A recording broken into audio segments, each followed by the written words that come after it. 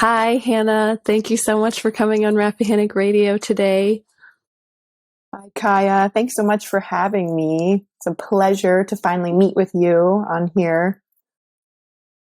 I know we've been talking about it for since the beginning of Rappahannock Radio. I was like, I want you to come on the show and talk about your story of your journey of yoga, meditation, the whole practice and everything that you've done, your travels to India and coming back to Rappahannock from Big Sur. And I'm so excited to talk to you today. And we have a special day that we're doing this. It's snowing in April, in the middle of April. It's stopped now, but yeah, a little bit wild. So, tell me about why you wanted to seek practice in yoga and meditation and sort of like the alternative, that alternative realm, that healing arts realm. Yeah, gosh, I know. What a question to consider. I feel like you can answer it in stages. Yeah.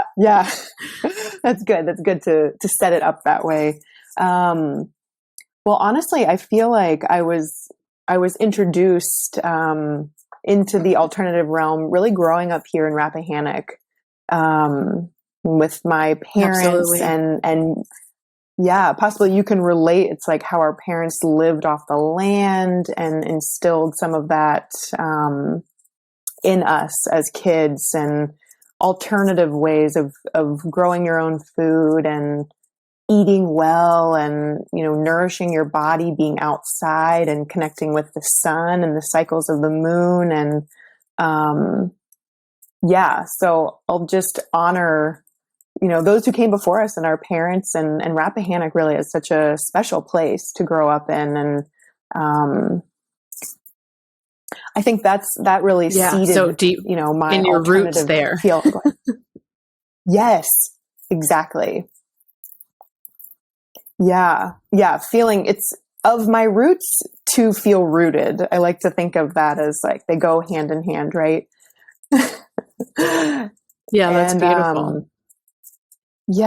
So growing up here had a huge impact, and then I think, after I graduated from college, I started traveling and had this interest to really get outside of my comfort zone. And I would say growing up here, I grew up in a safe, comfortable bubble surrounded by so much love and, all the time feeling seen and heard. I believe being in this small community, and then leaving the community initially was very overwhelming for me when I went to school in the city in Richmond.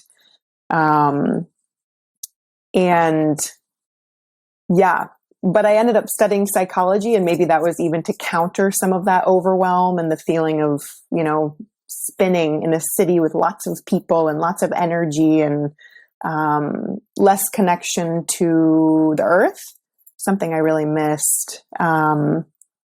And then from there, you feel like it,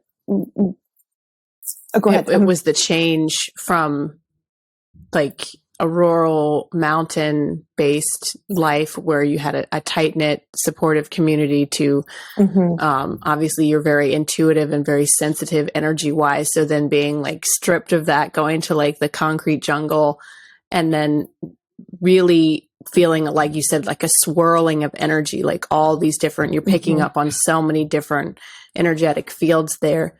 So you felt like that was the overwhelm, those two things together were overwhelming for you at first. Yes, definitely. And caused me to really start to reflect, into who I am and who I want to be, and, and what really felt good for me. What does it mean to nourish myself and my body, out in the real world as an emerging adult?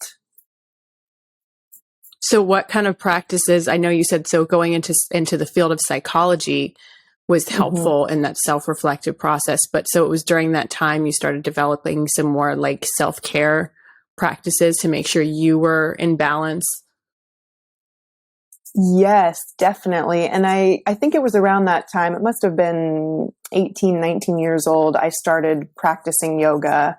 And I think, in high school and then initially in college, I was involved in sports and, moved my body. And I think like more of a harsh, brutal way. I just imagine and remember being a kid and playing on the soccer field and getting injured and going full force.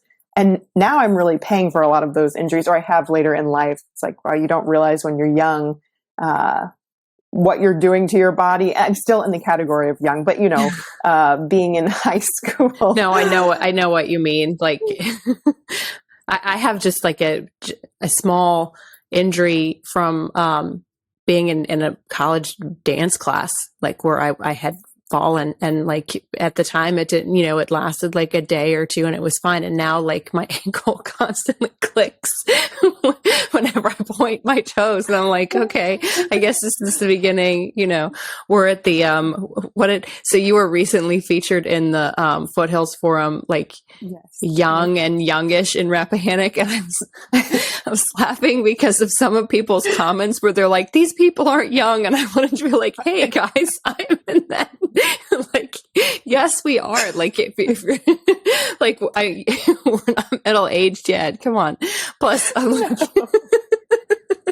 it just, whenever I start to feel old, I'm like, okay, when I'm actually like old, I'm going to look back and laugh at myself and be like, it's stupid.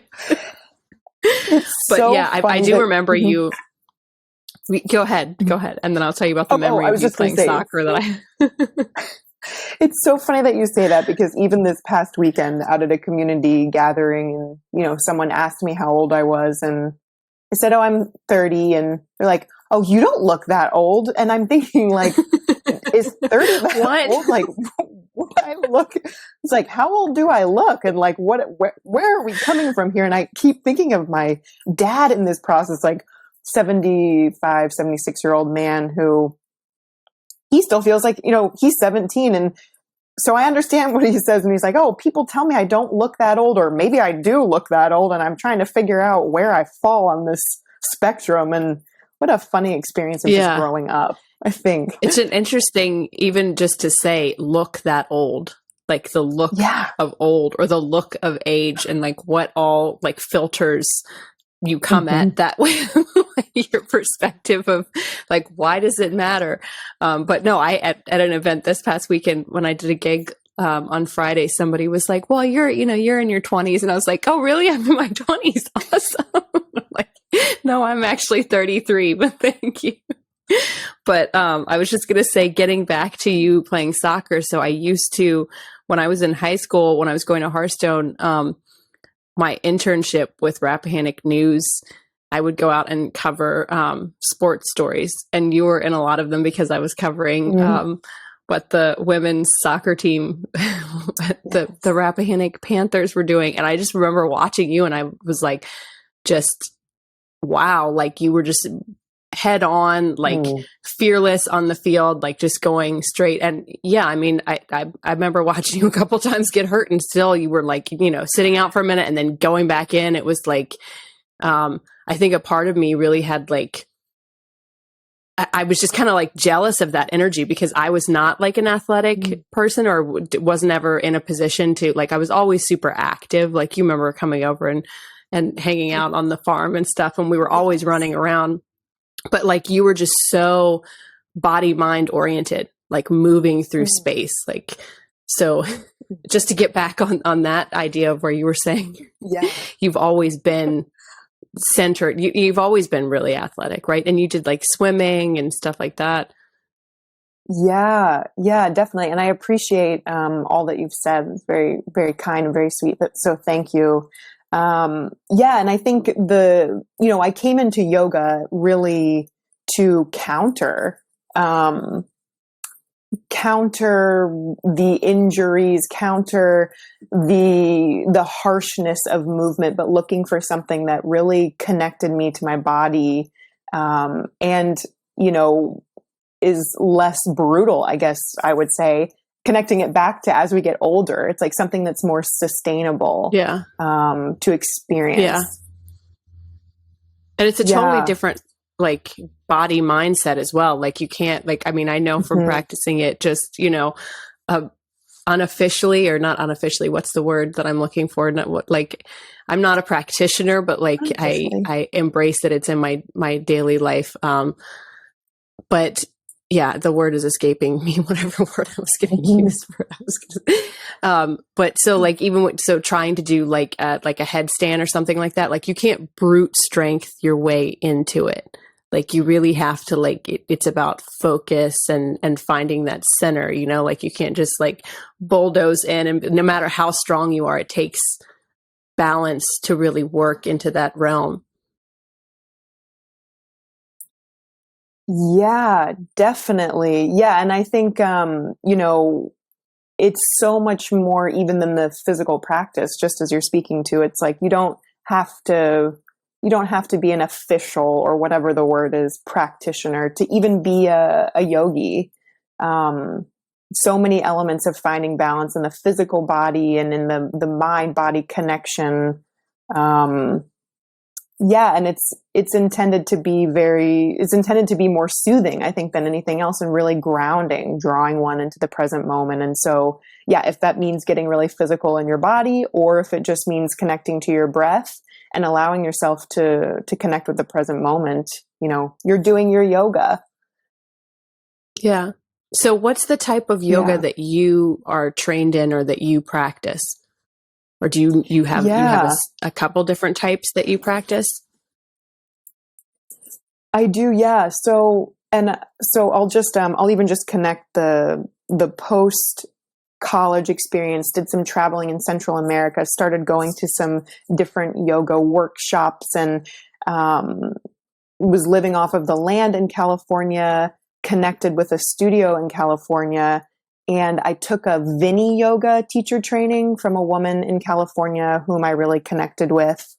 And I think I wasn't initially, you know, looking for a Vini yoga training, but that's, I guess, her style. I really connected with her as a teacher. And Vini yoga is really about meeting the practitioner exactly where they are. So honoring injuries, honoring the differences in all bodies, and being able to modify within your classes and provide those modifications so that each individual can practice at best for their own being. So there's not like, you're not striving for, this is the perfect version of this pose. That's what you mean by meeting. Okay.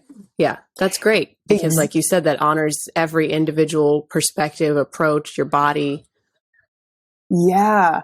Yeah. And I think I love this umbrella of Hatha yoga, and Vini yoga is part of that. So Hatha yoga is the overarching, you know, old tradition of yoga.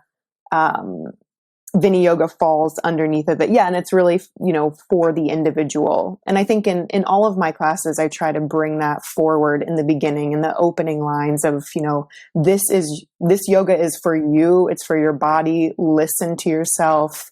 A key piece of the practice is learning to trust yourself on your mat so that you can carry that out into the rest of your waking life, because really the real practice of yoga begins when we get off of our mat and we walk out into the world, and we're attempting to maintain these pieces of awareness that we've cultivated while in this sacred, safe space on our mat.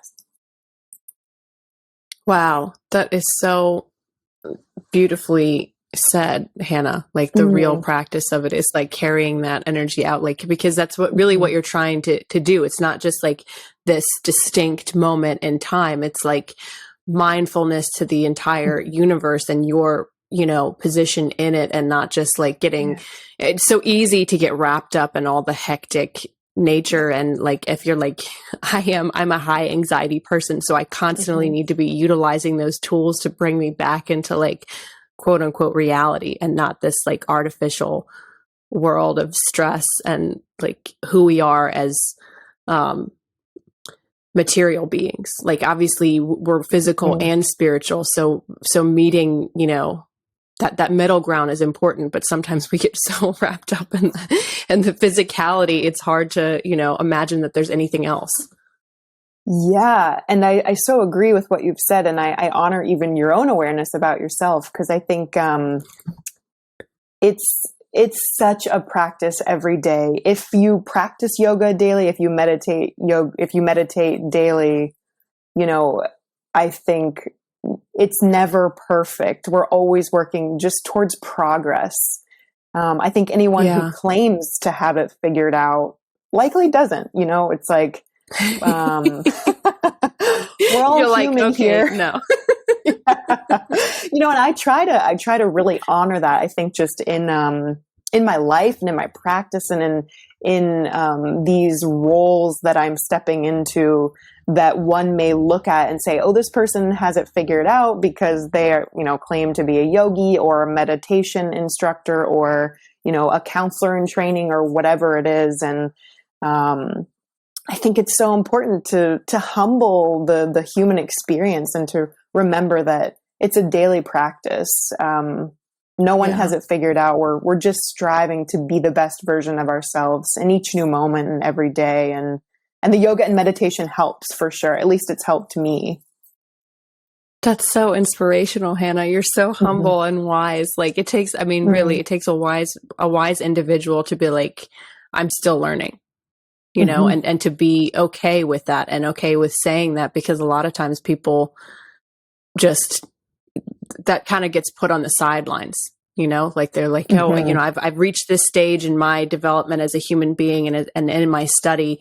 And I feel like I can say confidently that, I am proficient in this skill. And then they kind of throw out the idea that there's always more, of that cup to fill. Like you should always be open to learning. So that's just so beautiful. And it also just reminds me, just because I know you personally and have known you for a long time, about like the ever like childlike presence that you have. Like you're obviously a very beautiful, mature, intelligent woman, but like you've just always maintained this very fairy-like, this fae sort of like youthful energy that's like, I think has to do with that. Like it's with your humble nature. Like you're very wise, very accomplished, but yeah, you're still like, you're here to have fun and enjoy the time here. So I just want to honor you for that and say thank you for bringing that presence today. Well, thank you. Yeah, I so appreciate that. And I feel like, that's so on point and intuitive for you to even bring up, because that's a huge part of, my existence. And I try to bring this into all of the teachings or all of the offerings that I have or that I do, is to maintain that bit of curiosity and creativity and playfulness, and just bring that into our daily lives, because we walk around so tense and tight and fast paced, and where can we soften a bit and remember our true nature, that wants to be creative and explore and laugh and upturn the corners of our cheeks just because our body responds in a positive way, if it's real or fake. We can produce those chemicals, those endorphins, that keep that mood rolling, and keep us remembering what it's like to be alive, which sometimes is just noticing our breath or our heartbeat or our physical body and where it exists in time and space. And just to tap on too, this element of continuing to learn. I so appreciate that you said that, because I feel like that has really been the trajectory of my life. It really started with the yoga, the meditation, and then, turned into becoming an integrative and holistic health coach, which turned into now I'm an herbalist in training, working with Teresa Boardwine at Green Comfort. And and then I guess the biggest piece as of lately is I'm in a master's program through Naropa University in Colorado. It's a Buddhist university, and it's a mindfulness-based transpersonal psychology clinical counseling master. So that's a mouthful, but yeah, just this idea of staying playful and creative and being willing to learn is so important, I think, to us finding joy too in our daily life experience. Yes, absolutely. And your students must really respond well to that because, I mean, I can see how you could easily go into a yoga class and be overwhelmed by, again, the physicality of it. Like be like, oh, I can't do that pose, or I could never, that my body isn't built like that type of thing. And you're just like, it's not about that. Like this is, a sacred, safe space for you to just feel, a connectivity between mind and body. And so I guess you must have going back to the teacher that you connected with out West, and that, forgive me because I don't have my terms down, but that flow that you learned from her, that style of flow, she must have also, like when you said you resonated with her that way, she must have had this kind of energy, this youthful, wise, humble nature as well.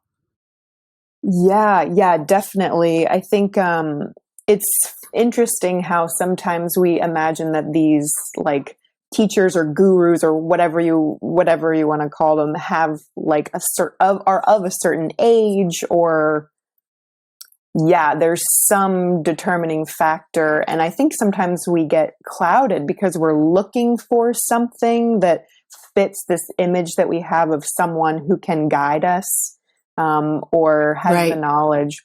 Yeah. But, the woman that I connected with, she was, so it was close to 6, 7, 8 years ago, something like that. Yeah. I'm like, what year is it? But she was in her late 20s, early 30s. And, she's just so wise and, so compassionate and so empathetic. And I think those bits, if I was looking for someone of like, of an elder age, imagining that they would be wiser or whatever. I was very humbled to recognize like, oh, I really connect with this individual that has these bits and pieces of, compassion and love. And, that was enough, with the wisdom, of course, of the training. But, I guess just on that, it's like, you never know who can be your guide, and it's so important to stay open to, it could even be your child. And I could even imagine that, totally. You've experienced some of that. Yeah. Yeah, absolutely. Like I haven't done, as much traveling as maybe I wanted to, but so I've talked about it for years with a friend of mine, and the idea of like culture shock, and that really like feeling like out of, and I'm going to tie this in, I swear. But so like having your kid, like this new being, not necessarily a new soul, so to speak, but like this young being with this new body here and this, fresh mindset, really bring wisdom to you. Even already it's happened to me with my like 2.5-year-old, is like the closest thing I can even like imagine culture shock would be like, because you're just like, what, how did that even, like, it just took me out of every, like when you talk about being like packed into your mindset of your society or how things are supposed to be, or just that whole tight mindset, like it just takes you out of it. You're like, what, how did that even, which I'm sure you must have, experienced something. I don't know. Did you experience something similar? Like when you were in the East, traveling in the East? Yeah, most definitely. And just to tap on really quickly too, I'm just thinking like, gosh, children are the perfect example of yogis. Like, you want to get good at yoga per se, connecting with your body, connecting with your being, with the present moment. It's like, go observe a child or get on the floor and roll around with your kid. And I know they're so active. They're always like doing rolls and like headstands and just like always trying to, look at the world from, I do that thing with my head because I'm thinking about my toddler and how he's, he'll look at something and then like really just try to change his perspective, like with his body and not only with his mind. He's like turns it upside down, and just the way they look at things, it just makes me again, humbled by our roots here in Rappahannock. And luckily we did have alternative thinking families and community. Luckily that we do, because then it makes me go, okay, so I know that this is what he needs to learn standardized wise. He'll get that. But also it just makes you be like, wow, there's so much more that an individual soul has to give and create and educate you on and bring mindfulness to, that we just haven't yet caught up with in this society. Like, he'll just point things out and I'm like, I feel like if I was more like in a box with my mind, I would be like, no, that's wrong. Instead of being like, oh, wow. Yeah. I totally didn't see that. Thank you for bringing that to my attention. Yeah. I mean, even so much of yoga has just been modeled after children. It's like their curiosity, their playfulness, and, there's something so special about this willingness, I think, as us, as adults, to soften into that and really meet children where they're at, in such we can really meet that child inside of ourselves where we're at, and bring that back in and be in that really beautiful, opening, expansive space. And then that's so articulate. Thank you. Yeah. Beautiful. Oh, of course. And I didn't mean to side your question about being in the East with yoga. No. I love there. Yeah. Side paths are what I'm all about. That's what Rappahannock Radio is. Like, we go down a million side paths. That's a true conversation, right? Like roots of a tree. Exactly. Yeah. But so my experience in the East with yoga was actually very different than what I had learned in California. So I did a 300-hour yoga training in Rishikesh in India in the Northwest. And Rishikesh is the city where yoga originated. So it's very spiritual, a lot of astrologers and alternative practitioners, energy healers. Alcohol is actually illegal in the city, or it was when I was there. Wow. Because the intention is really to keep the space pure, and very amazing, beautiful place. I did a 5-week training, lived in an ashram, and then spent a few weeks traveling afterwards. But the yoga experience in the East was extremely slowed down from my experience in the West, I guess, Western world, and West in California. But I'm so appreciative that I experienced that in India, because I do think that in this Western world, of course, there's a lot of focus on physical body and what it looks like. And as you spoke to the material world earlier, having the nicest, yoga gear, and, there's an image that goes along with it, that it's Absolutely. been really important for me in my practice and in my life and in my offerings to deconstruct that image. And I experienced that in India. It was not about how strong you are, what poses you could hold. It was so much more of the meditative, slowed down, present moment awareness. And I even had this individual on the street. I was walking to dinner one evening with a friend that I had recently met there, and she and I were just contemplating our experience of being in the ashram. And this man out of nowhere, stepped out of the street, and he started chatting with us, and was asking what we were doing there and how we were liking our experience. And he said, "I'm going to leave you with these 3 words." And he said, "Beyond anything that you learn, I hope that this touches your heart and you can carry this with you." And it has stuck with me ever since. And it's that simple, natural quietness. And those words, simple, natural quietness, has stuck with me for the last years of this, the meaning of yoga, of meditation, of life experience is really to cultivate that. And yeah, I'm so grateful. I'm so grateful for my experience in the East and in India and interacting with this individual that I will never likely, maybe, who knows, I could see him again. But for that bit, because that to me has come with me on my journey of yoga and meditation and mindfulness and true being. What do those words mean to you? Like, Yes. can you break that down for us a little bit? Like the simple, natural quietness. Yeah. So to me, that is meditation. That is a yoga practice. It is, and it is the goal of, so cultivating that simple, natural quietness within that we all have inside of us that maybe we've lost track of, or, because of society, we're moving so quickly. Things are so loud and harsh these days, I feel like, and we're always trying to get somewhere. We lose sight that the journey is really the goal. And so these words, that simple, natural quietness, cultivating that within is the space inside of ourselves where there's some peace, there's some ease, some joy. It's simple, it's natural, and it's still.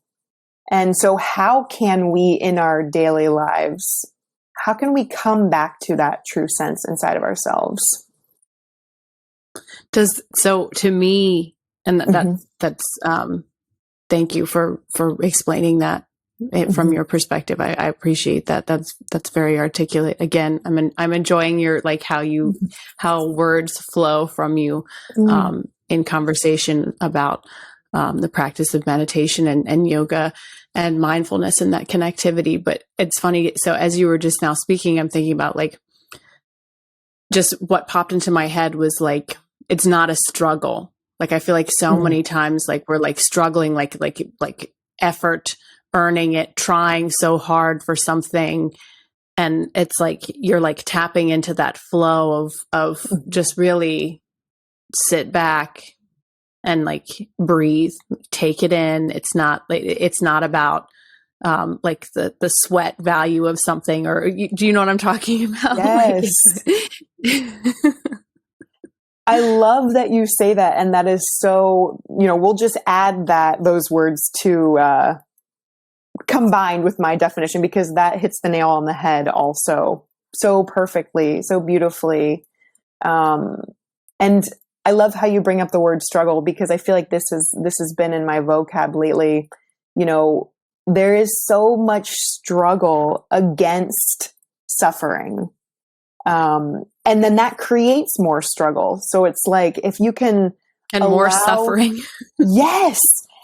And I keep speaking to this struggle against the struggle. And then I'm like, I'm not sure if that even makes sense. But, if you can take a step back and see that, and that simple, natural quietness allows yourself to really tap in, to settle into what is. The struggle will still be there, but there's less of a struggle as we fight against it, and we just allow, and we tune back into our breath and come back to the present moment over and over again.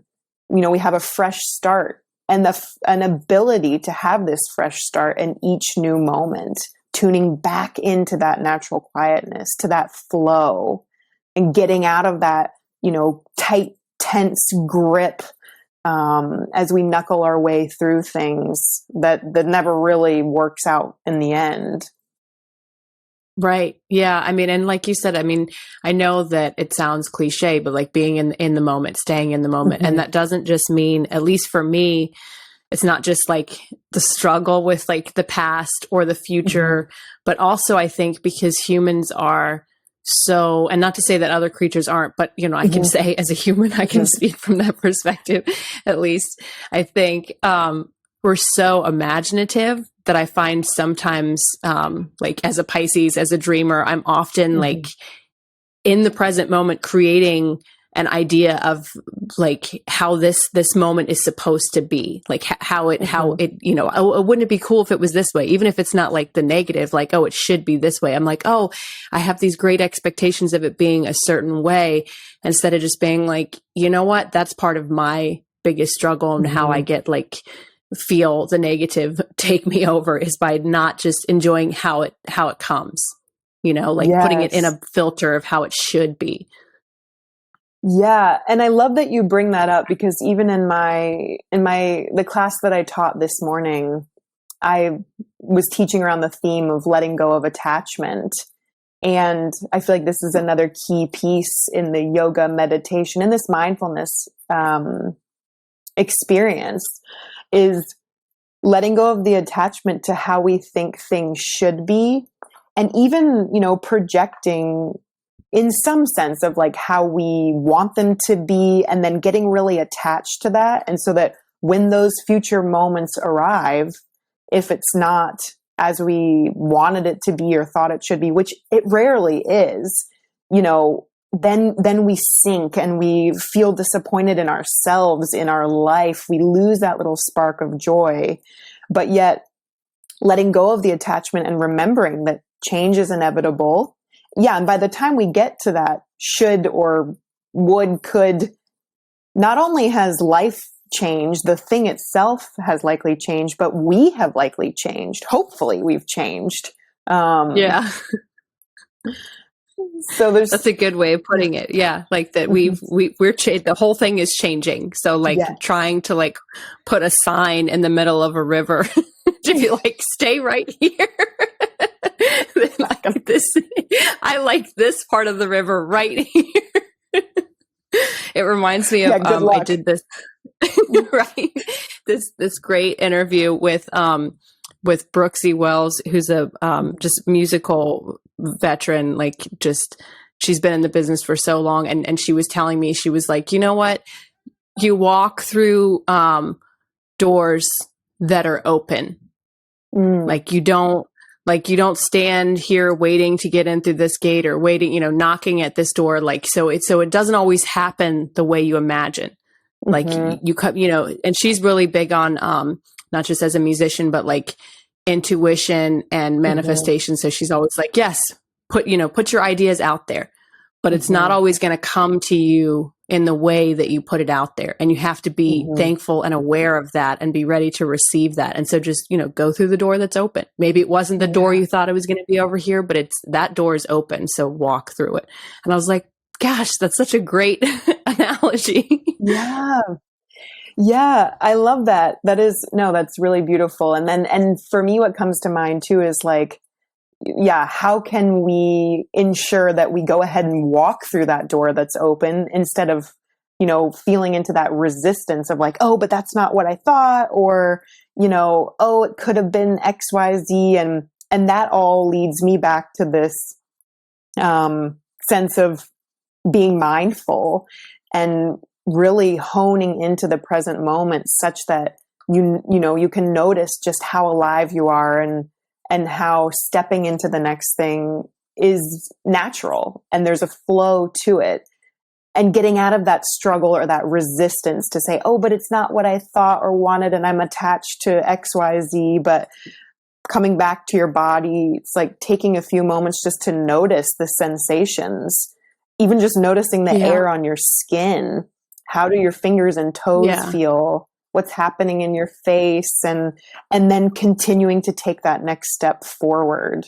But it feels it's like so human of us, you know, to resist or to have fear. And so that's coming up for me too, as we speak. It's like, how can we get out of that fear-based mindset and trust a bit that when the door opens and we can see that it's open, let's go ahead and walk through it. Yeah. Yeah, absolutely. That definitely resonates with me. I think one of the things that I struggle with fear and knowing when it's okay to walk through that door, or if it's, you know, is like, for example, we were talking a little bit before we hit the record button here. You were just honoring the work that I've done with Rappahannock Radio and how far I've come. And I really appreciate that. And so for me, it took a while for me to actually like bring this project from the sidelines into the center of what I want to continue to focus on with my, expression through storytelling, through music, through art, and just really, get back to my roots in that way. But it's like, I was so afraid to give up the idea of where I was at, the job that I was at with the county, which was actually making me extremely depressed and like not a very happy camper at all. And I knew it wasn't ringing true with my heart and what I needed to be doing on this earth. But yet the fear was coming from, oh, that will never work. Like that project won't work, or it won't be big enough to like help support my family. Like I shouldn't give up a really solid, like there's this struggle. Okay. Right. That's the perfect word. So thank you for bringing the struggle. And I'm even getting like a little tight in my body talking about it right now. Like that shortness of breath, that like just, I don't know exactly how to describe it except for like this feeling of like, this is dramatic, like impending doom type of thing. Like you're like, oh my God, I'm going to fail so epically. Yeah. Like I'll lose my house, like all that, like if I don't do it, which, and I didn't grow up that way. Like my parents didn't have like quote unquote normal jobs or anything. So I don't know if that's a societal pressure or where that was coming from, but it's like, once I had my son and it wasn't just me, it wasn't like, okay, I can just float and do like gigs like I was doing before, or like waitress. It was like, I have to have something really solid to make sure that my family's okay. And like this whole big checklist, instead of like, you know what, your family needs you to be the best version of yourself, the happiest version of like the truest version of yourself, because otherwise what are you, you're working to be like this depressed, like robot. Yeah. Yeah. Oh, it's a lot. I so appreciate you sharing that. And yeah, I'll just name it and honor you and Rappahannock Radio and what you're doing and what you've done, and your ability to step through the door with some trust. I think in a lot of these alternative fashions, healers, workers, offerings, I'll say, it takes a little bit of time, because society, I believe that the pressure really is from society, because I feel the same. My parents have always been incredibly supportive, and, but I think it's society, and it's the need to make money and to do it well and to do it right. And, we put ourselves in these little boxes of what we think we're supposed to be doing or how it should be. And, yeah, I'll just offer that again this morning in the class that I was teaching, I offered the mantra, it goes, I trust that where I am and where I'm going is exactly where I'm supposed to be. And I offered that at the beginning, the middle, and the end, because I think, we all need to hear it. Yes. That's definitely strikes a very powerful note with me personally. And I hope, with anybody that's listening and anybody that, attends your class, because it's just, even just putting it out there to the universe, like that's not, it's not an easy thing to do, like you said, trust, just trust in general, not even just trust. Trusting another human being is incredibly difficult. That's like a whole other rabbit hole, right? Yeah. With like love and relationships and that whole thing. Even, even just trusting yourself, right? Like I can do this, or like I trust myself to even like step in that direction, step in the direction that my heart is telling me to go. And that's, it's not an easy thing. And again, we're doing, I love this. We're like doing the queen, like snap up, like I'm honoring you, honoring me. But like, I have to honor you on that too, because you could have had a totally different trajectory, right? With psychology, that's the prerequisites with that and that whole path that goes with that. I mean, and not that would have been bad for you, but that obviously wasn't the path that you were, to your truest self. But again, we've both taken these like alternative measures in our life to be like the truest form of Hannah and Kaya. And it's not always easy. And in Rappahannock, it's definitely not easy because things are extremely expensive here. It's hard to like scrounge a living. And we've also come from backgrounds where like sometimes, our families had money, sometimes they really haven't. And that's like a rough thing to also be able to trust and be like, I don't want to put myself in a position where, again, the word struggle comes up. Like, so it's hard to be brave. And I want to thank you for being brave and doing that, because I mean, that's part of what you talked about in the Foothills Forum article, right? I love you on the front doing what is that? The warrior. It is. Yes. Yeah. You're like, yes, here I am. And everybody responded to that energy too, not just because we know and love you, but we were like, wow, Hannah's like, she's just getting it. Like, like just out there, like, here I am. So I guess we could make that turn, right? We're at 45 minutes now, and I know we have like we could talk forever on this, but so how, after all your travels and everything, is it family? Because I know family is super important to you as well. It's close to my heart as well. So is that what brought you back to the roots of the Blue Ridge Mountains here, back to the shadow of Old Rag? Yeah, beautifully put. Yeah, the shadow of Old Rag. Family, definitely. I would say, after high school, I thought, oh, I will never, I've got to get out of here and like keep on going. Not for any other reason than, the lack of convenience and whatever it was. But the farther you go, you realized how special it was, right? Oh, yeah.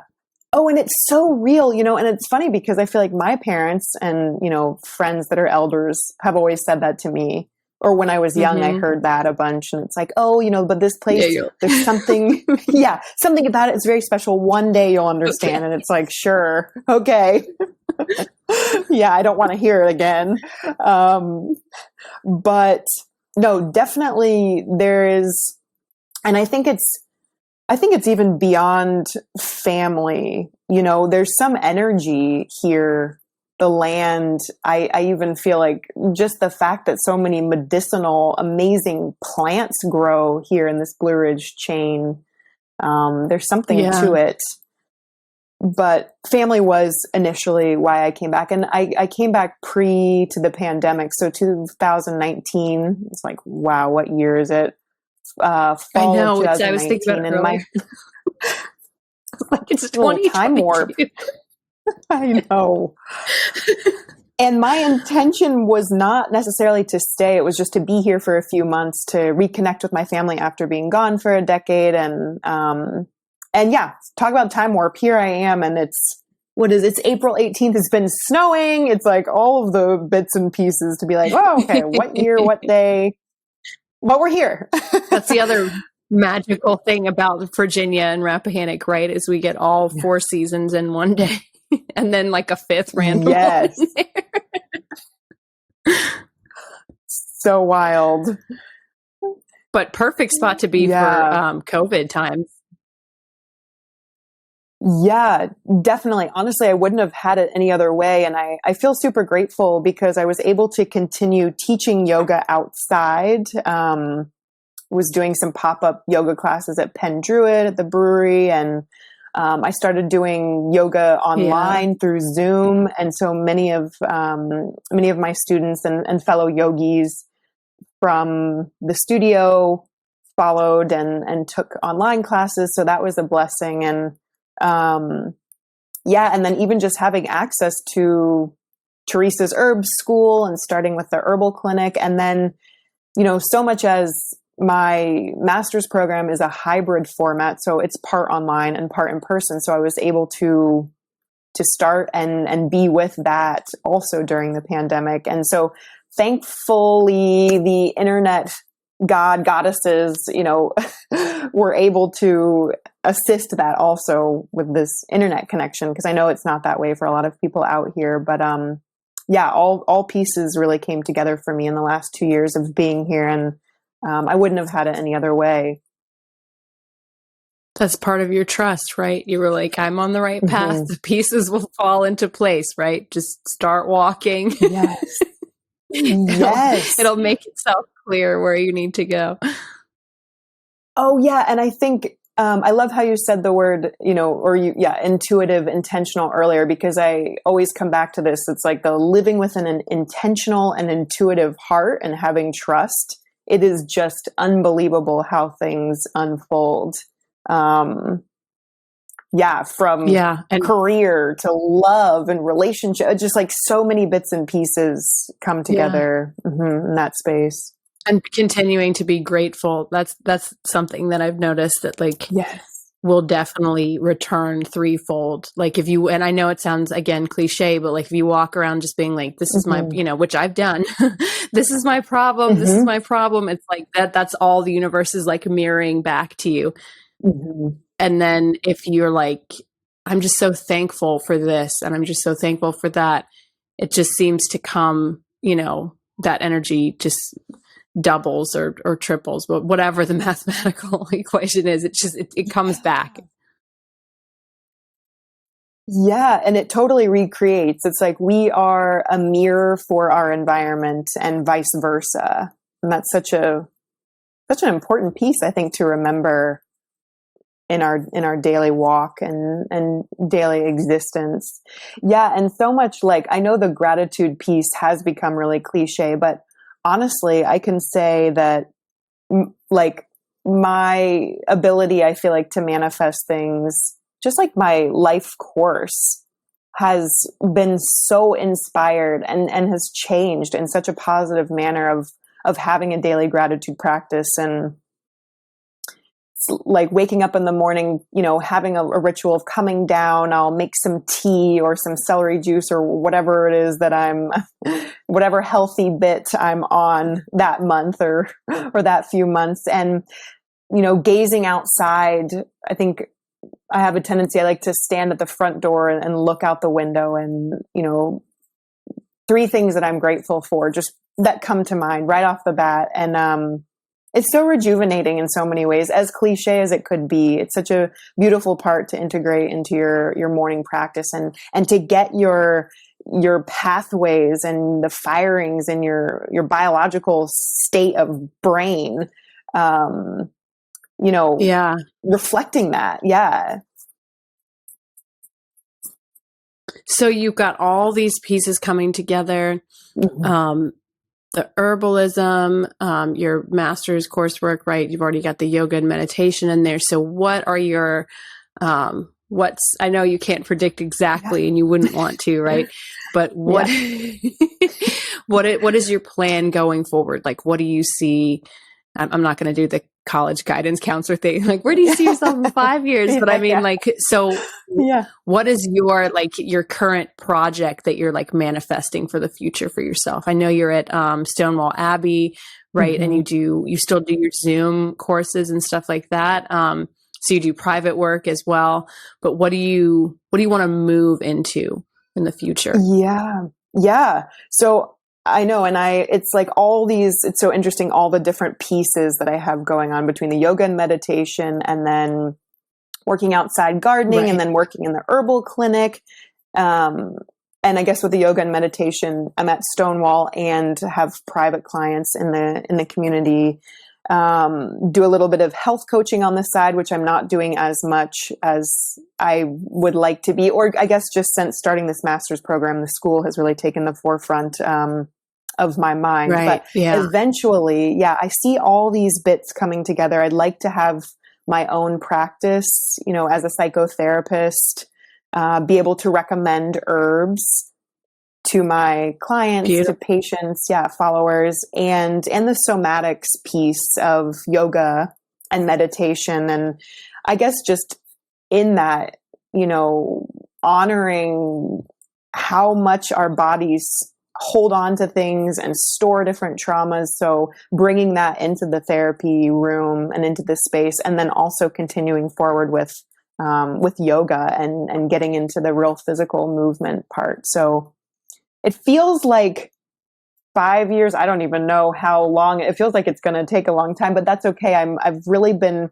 trying to, have that goal there and really enjoy the day to day and the process as I make my way there. Because just as we're speaking of this mirroring of energy too, I think it's really important that, that I enjoy the journey. And then once I arrive, as I've spoken to earlier in this dialogue, things will have changed. I may have changed. So, being open to things as they come and trying to not be attached to what things will look like in years to come, but feeling excited and staying joyous about the potential.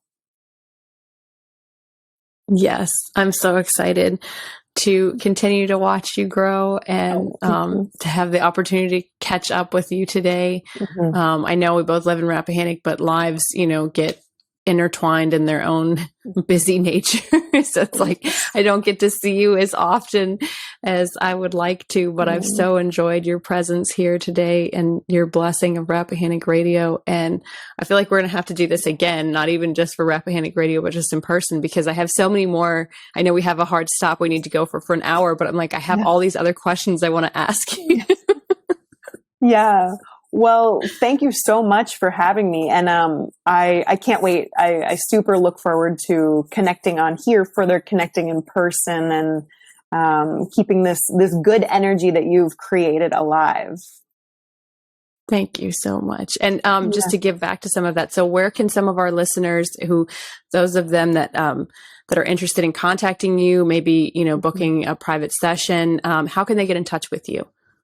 Yeah. So I think email is probably best. I have been working on a new website, but it's not up and running yet. So I'll have to give you those details once it's finalized. But I do use my social media. Yeah, I've been using Instagram.